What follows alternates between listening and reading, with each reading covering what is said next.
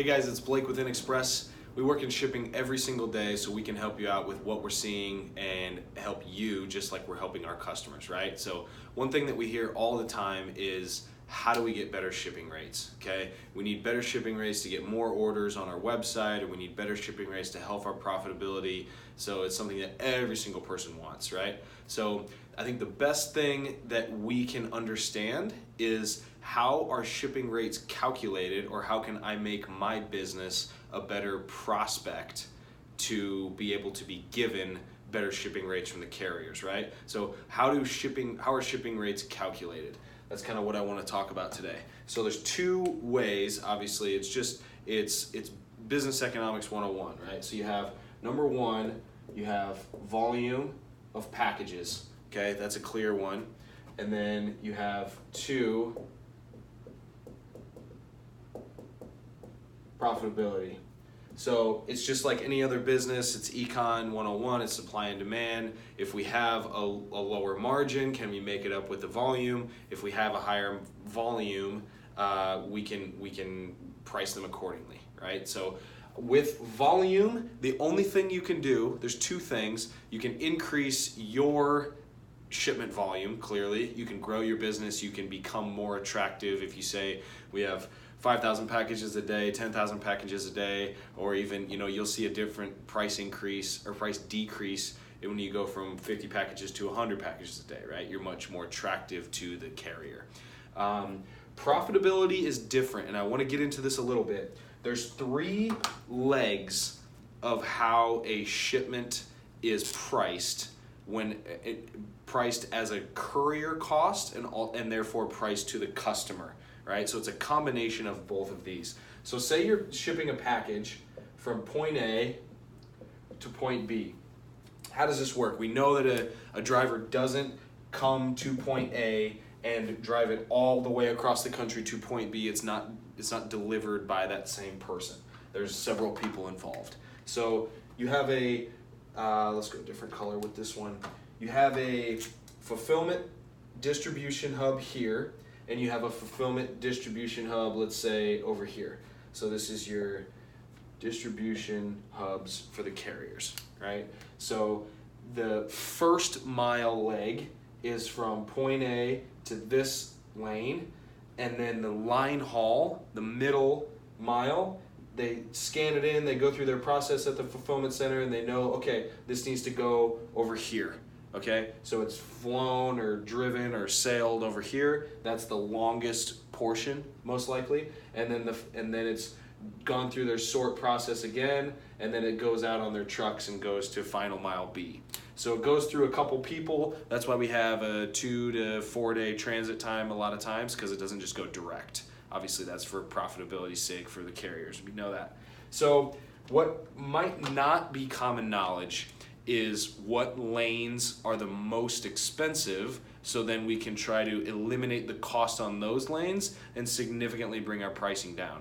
Okay, so what's happening on these lanes? So first mile, you have one driver going from the distribution hub going to the business, your business most likely, and picking up, say, 20 packages. And then they do their route. So one stop, get out of the van, pick up 20 packages, get back in the van, take it back to the distribution hub, okay? So this lane is first mile. Those are all combined into one plane or truck or boat or whatever the case is, and that the line haul is the longest one, okay? So this is a lot of packages going into one vessel. And then this distribution center goes through their sort process, and they say, okay, this is at the end of its transit. All this needs to do is go final mile to the receiver, usually a residence or could be a business or whatever the case is. So what's happening here is one driver is picking up all of these packages that they're going to drop in an average day, usually about 75 in an average route. And when he gets to your house, when you order something online, for example, he's got to get out of his truck, scan it. It's usually one package, walk it to your doorstep, ring the doorbell, make sure it's scanned, take a picture, whatever, get back in his truck, go back, right? So he's doing all of that just for one package. So you can see how the costs are calculated here. That's much more expensive because it takes so much more time. It's a van and it's only 75 packages in a day, and that's one person's time to scan that ticket to your door, whatever. So final mile is actually our most expensive leg of these transits. First mile is the second most expensive of the three because it's one driver picking up 20 packages in this example. This is one driver dropping one package on this route. And then this one, you would think, common knowledge would think, okay, if I'm paying whatever for an international shipment, it costs so much because of the 737 that's flying to Singapore or Germany or wherever your package is going. That's true, that is expensive, but they divide that plane cost by the tens of thousands of packages that are on the plane. So it's significantly less. This leg is not what you're paying for. It's the first and final mile. So knowing this knowledge, we know what we can do on volume.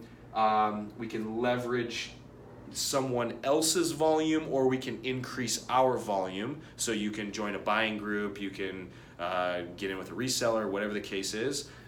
That's the only two ways to increase volume. Profitability, now that we know the legs, we can say, okay, we know the most expensive is final mile, the second most expensive is first mile. How can we eliminate some of those? So there's a service called Mail Innovations that actually takes, it's the same first mile, same line haul, but then once it gets to the destination, it hands these packages to the local mailman.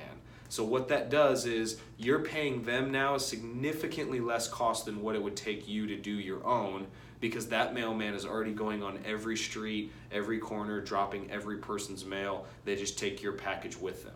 So you have to pay them for this, but it eliminates all of the carrier's costs in having to do this final mile, which is the most expensive.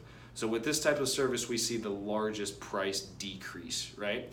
And with first mile, the way that we can do this is if we have people in your area that are also using this service, or that also we can build our own route around, and we can pick up from your location, create a circle around the destination hub, and then drop there, that's also significantly less, so the courier doesn't have to do that as well. So if we can take care of first mile and the courier's arrangement takes care of final mile with the local courier, that's the best way to significantly decrease prices quickly. Thanks, guys.